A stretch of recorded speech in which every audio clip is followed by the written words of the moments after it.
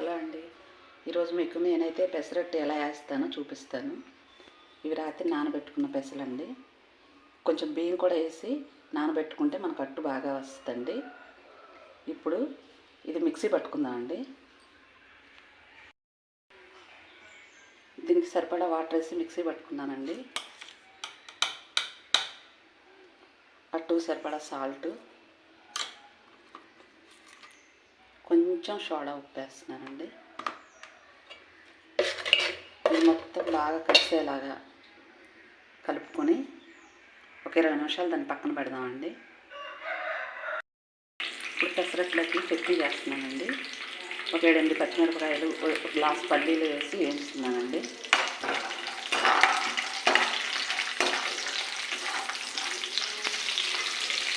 ఇది కొంచెం దోరగా వేసుకోవాలి.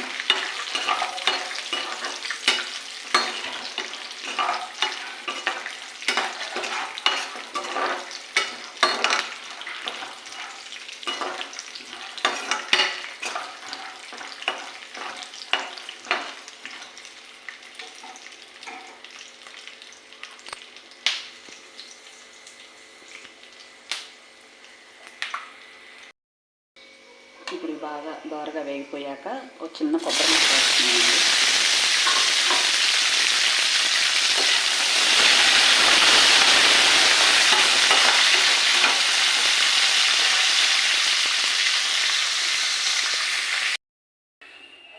ఇప్పుడు ఇది కొంచెం ఉప్పు, కొంచెం వాటర్ వేసి మిక్సీ పట్టుకున్నామండి. చట్నీ తాలింపు వేసానండి. ఇప్పుడు మనం పెసరట్టు వేసుకుందాం. ఇప్పుడు పెసరట్టు వేసుకుందామండి. పెనం బాగా కాగింది. అల్లం, పచ్చిమిర్చి, ఉల్లిపాయ, కొత్తిమీర కొద్దిగా వేసానండి. ఇది చిన్న మంట మీద దోరగా ఎంచుకుందాం. పెసరట్టు అయిపోయిందండి. నేనైతే ఇలా చేస్తానండి. పెనం వేడెక్కిందండి. ఇప్పుడు పెసరట్టు వేసుకుందాం. పెసరట్టు మీద కొంచెం ఉల్లిపాయ, కొత్తిమీర, పచ్చిమిర్చి, అల్లం ముక్కలు వేసాను. పెసరట్టు రెడీ అయిపోయిందండి.